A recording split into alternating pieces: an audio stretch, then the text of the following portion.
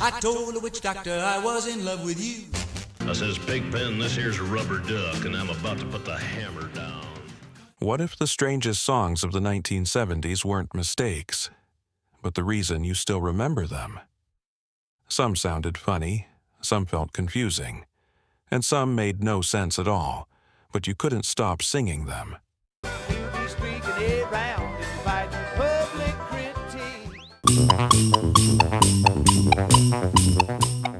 That's the hook. These weren't just songs, they were moments burned into childhood memory. And here's the twist. Many of them weren't meant for kids at all. Yet somehow they stuck. Stay with me, because a few of these will unlock memories you forgot you even had. Muskrat Love, Captain and Tennille.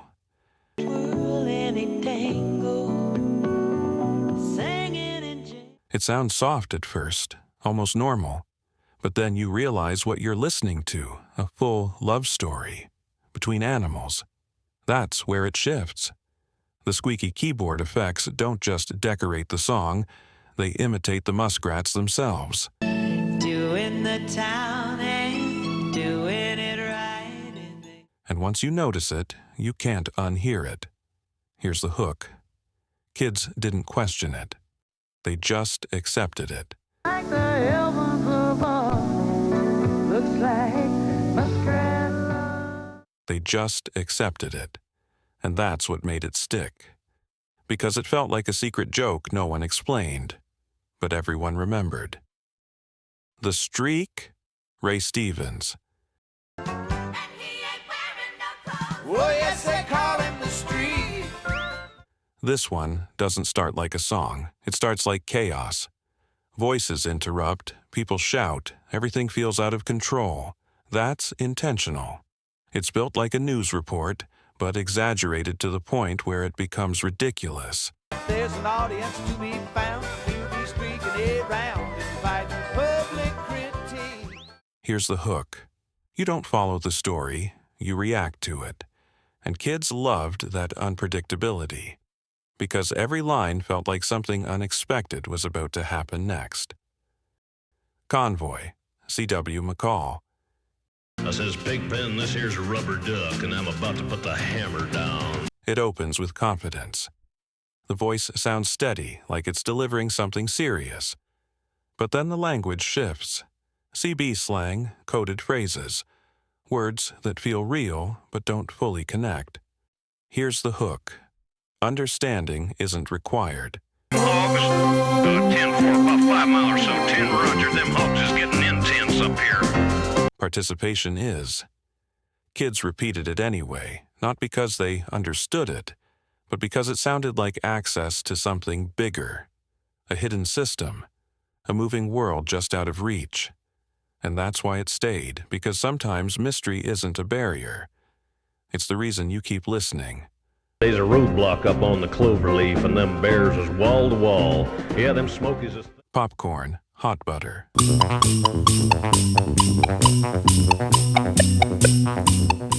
No lyrics, no story, just sound. But not ordinary sound. Each note pops and loops with mechanical precision, forming a pattern that feels simple but never settles. Here's the hook. It replaces emotion with anticipation.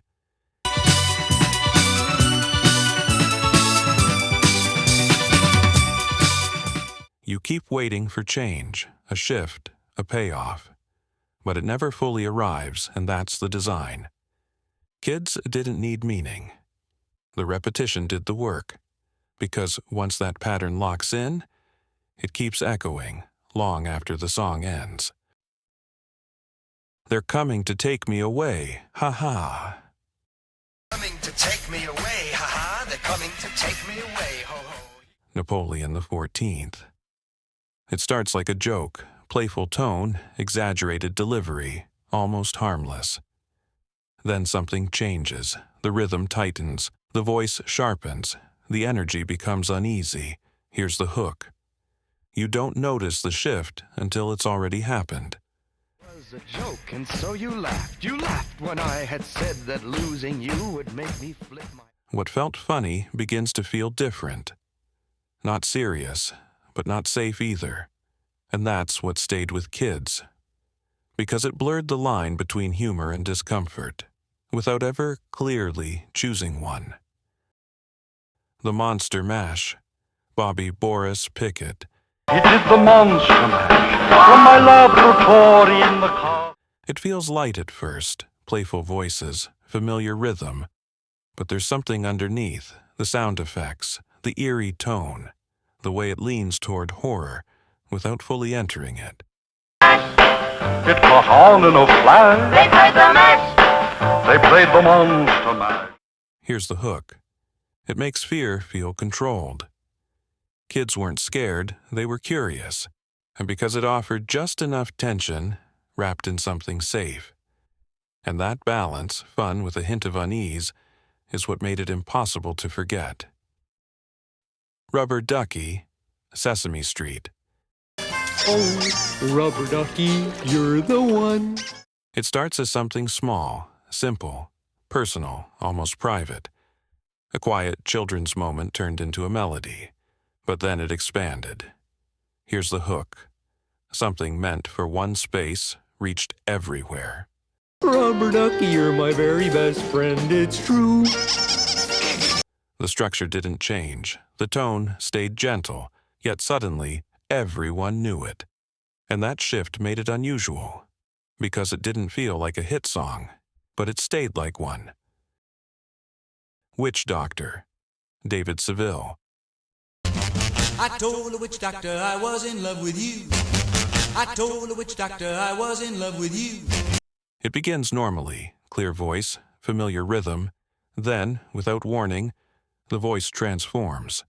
Faster, higher, almost unnatural. Here's the hook. It sounds like something impossible.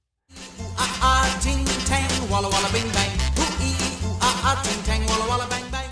Kids didn't understand how it worked. And that mystery became the focus. Not just the song, but the sound itself. Because once you hear it, you want to hear it again, just to figure it out. Ting tang, walla walla bing bang. Ting tang, walla walla bang bang. And here's the real question. How many of these did you recognize instantly, before I even said the name? Because the next time you hear one of them, you won't just remember the song, you'll remember exactly where you first heard it. Disco Duck, Rick Dees. Went to a party the other night. All the ladies would treat me right. Disco was already everywhere. It filled dance floors, radio stations, and every space in between. But this took it somewhere completely different. A dance track, led by a cartoon voice. My arms I begin to cluck. Look at me. At first, it feels like a joke.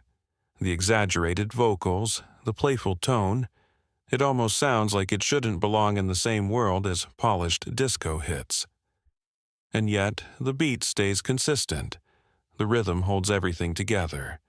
That's where the shift happens. Here's the hook. It turns something polished into something playful, without losing the groove.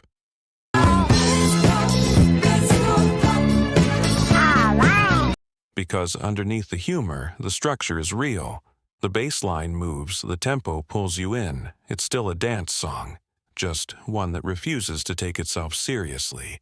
And that's exactly why it worked. Kids didn't analyze it. They didn't compare it to other tracks.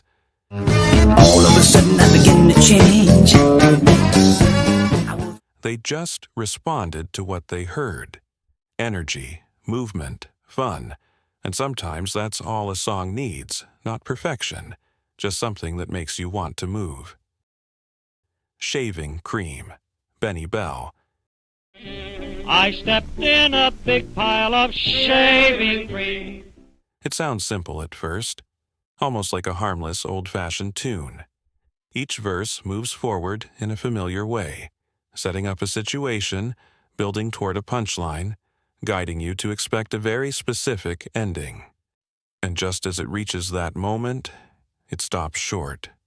That's where the shift happens. but the darn thing was loaded with shaving cream.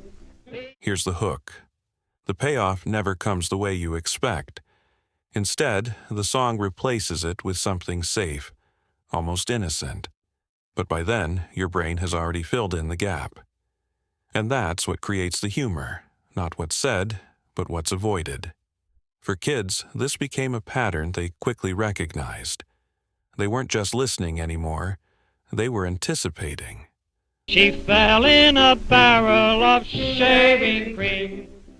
Waiting for that moment, that almost joke, that near miss. And every time it happened, it felt funnier than the last. Because the real trick of the song isn't the lyrics, it's the timing, the delay, the setup, the control. It teaches you how to expect something, then reminds you that expectation can be the joke itself. In the year 2525, Zager and Evans.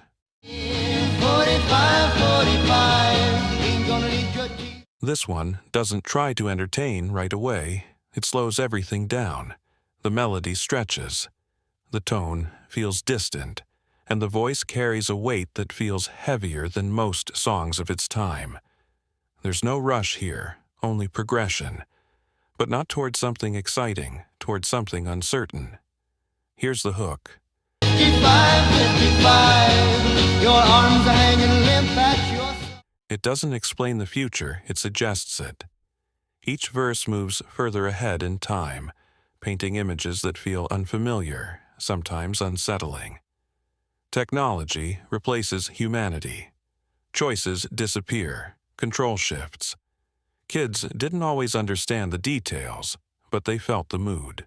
65, 65, ain't gonna need no husband. That quiet, lingering sense that something wasn't right. And that's what made it different. Because it wasn't loud, it wasn't playful. It didn't rely on repetition or humor. It relied on atmosphere. And that atmosphere stayed with you long after the song ended. Not because it was easy to remember, but because it was hard to shake. Fish heads, Barnes and Barnes. Fish heads, roly-poly fish heads. It starts with a phrase that feels random, then it repeats again and again, and before you realize it, that phrase becomes the entire experience. That's what makes it unusual. There's no real story, no emotional arc, just a simple idea repeated in a way that feels almost hypnotic. Morning, laughing, happy fish heads in the evening. Here's the hook. It doesn't grow, it circles. And that circular rhythm is what locks it in your mind. Kids didn't question the meaning. They didn't need context. The repetition did all the work. Each loop reinforced the last, turning something strange into something familiar. And once it became familiar, Roly-poly fish heads, fish heads, fish heads, eat them up. It became permanent. Because the brain holds on to patterns like this. Short, odd, repeating. The kind of structure that doesn't fade, it echoes, and that's why it stayed. Not because it made sense, but because it didn't need to. Ma, na, The Muppet Show. Phenomena. It doesn't begin with meaning. It doesn't build toward anything clear, and yet it works. That's what makes it strange. From the very first moment, ma, na feels like sound without purpose. Syllables thrown together with no translation, no explanation. But then something unexpected happens. The rhythm locks in, the call and response pattern begins.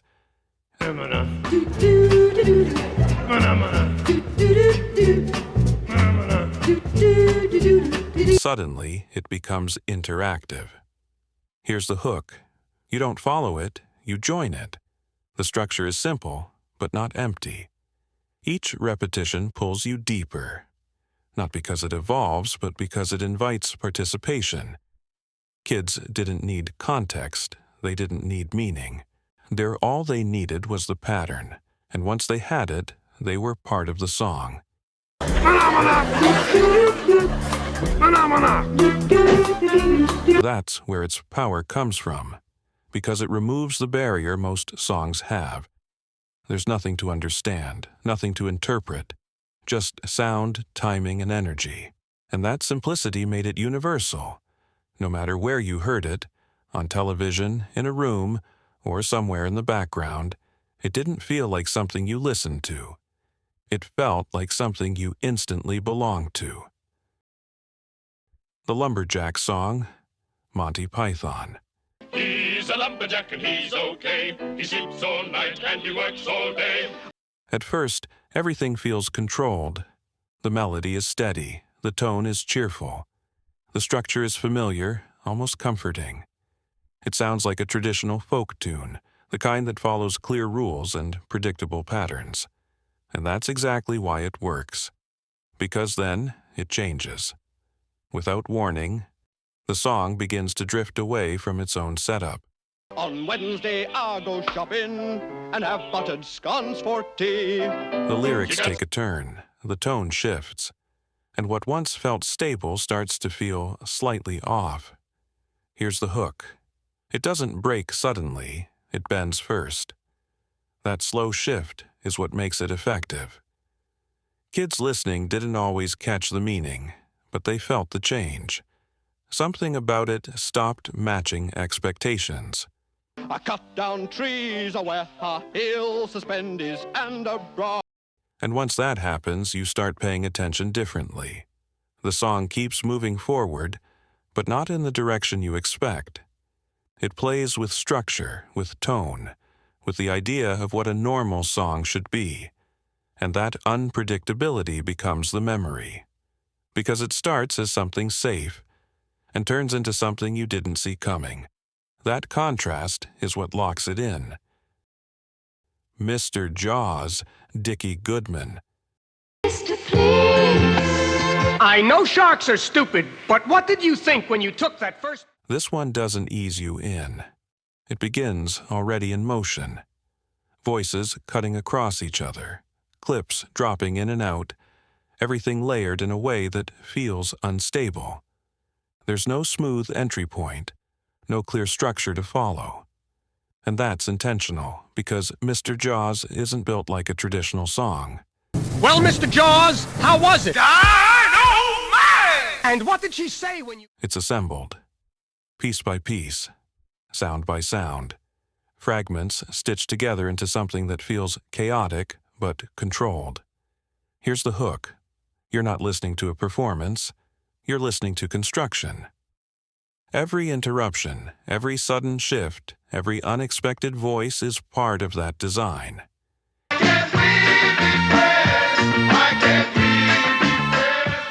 It keeps your attention not by guiding you, but by constantly resetting what you expect next. For kids, that unpredictability was the key. You couldn't settle into it. You couldn't predict it. And because of that, it never faded into the background. It demanded attention, and that's what made it unforgettable.